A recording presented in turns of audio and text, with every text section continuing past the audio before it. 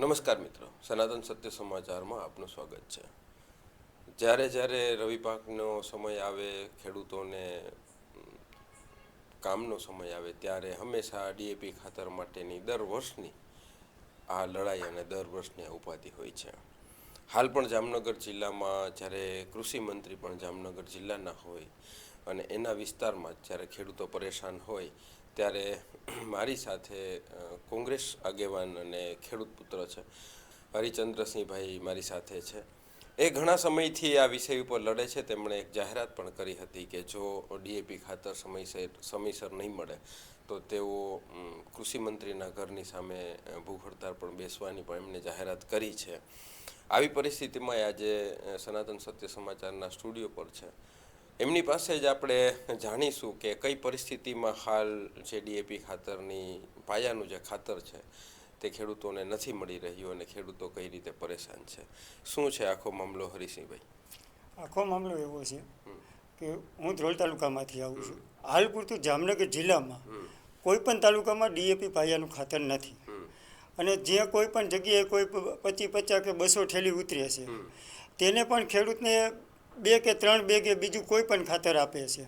તો હું ધ્રોલ તાલુકાના તમામ ખેડૂત માટે મેં માગ કરી છે. ધ્રોલ તાલુકામાંથી હું આવું છું.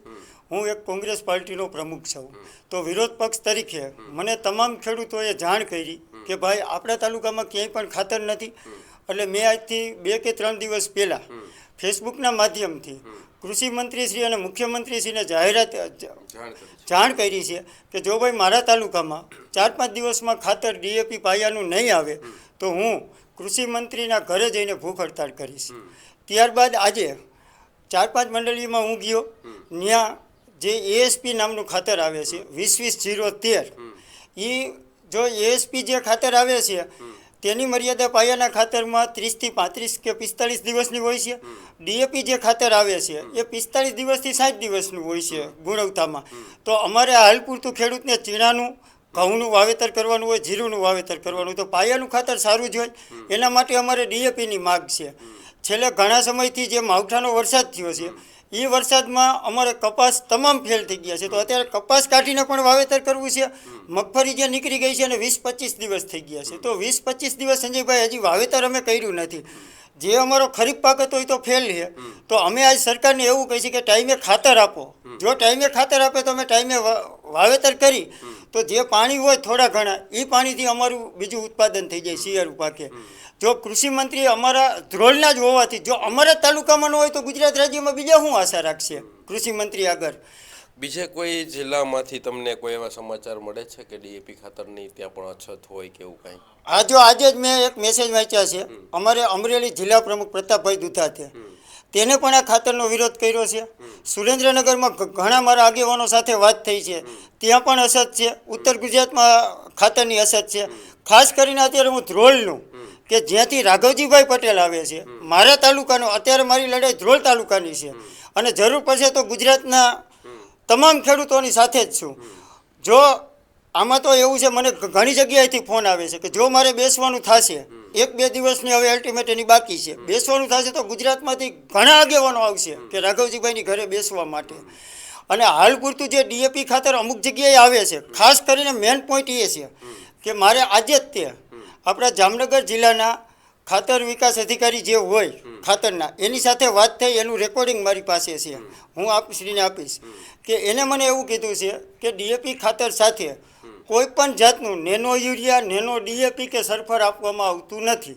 અને આપણે જે કોઈ પણ મંડળીએ જાય, પ્રાઇવેટ વિક્રેતા હોય એ એમ કહે છે મને ખુદને એવું કીધું આજે કે ભાઈ 2 દિવસ પછી ડીએપી આવવાનું છે ને 3 ઠેલીઓ અમે તમને ફરજિયાત નેનો દેવાના છે, તમારામાં તેવડ હોય તો લેવા આવજો, નકર નહીં આવતા.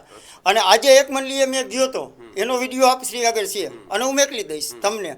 એ ભાઈએ મને એવું કીધું એએસપી ખાતર, જોકે એની આગળ એક ગાડી પડ્યું હતું અને એને મને એવું કીધું કે 3 ઠેલી 1 બોટલ લેવી. મેં એની આગળ પાકું બિલ માંગ્યું તો મને ન આપ્યું ને પછી મને કહેવાય તમે 50 ઠેલી લઈ જાઓ. પાકું બિલ બીજા ખેડૂતોને આપે છે કે નથી આપતા? કોઈ પણને પાકું બિલ નથી આપતા.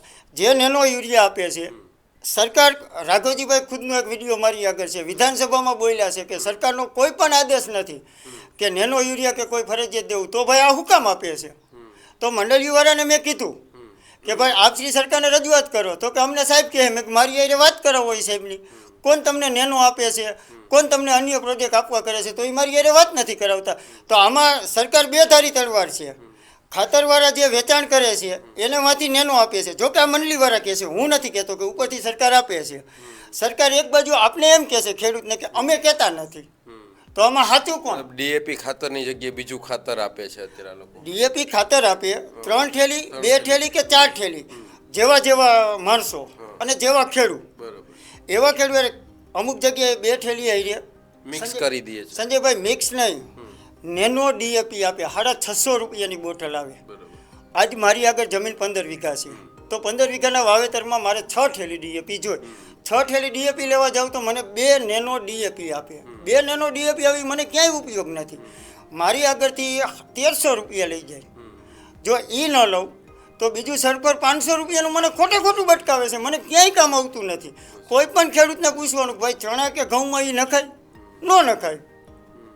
તો અમારી માગ એક એ છે કે જે અત્યારે કપાસ 5 થી 7 મણ જ થાય એમ છે, અને રાઘવજીભાઈ ખુદ મારા એરિયામાં રેખડા છે, એના વિડિયા ફરે છે, કેટલું નુકસાન છે એને પોતાએ જાતે નિરીક્ષણ કર્યું છે. એને પોતાએ નિરીક્ષણ કર્યું છે, એને ખુદને ખબર છે કે હવે ખેડૂતને વાવેતર કરવું છે.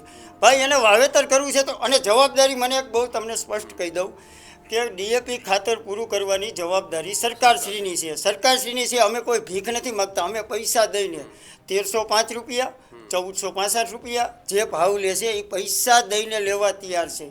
અમે સરકાર આગળ ભીખ નથી માગતા. અમારા પોતાના પૈસે ખાતર લેવું છે. જો તમે ખાતર પૂરું ન કરી શકતા હોય, તમે ક્યાંય ગુજરાતમાં ખાતર ન લઈ શકતા હોય, તો મારે તમારી આગળ હજી બીજી સહાય છે નહીં માગવી.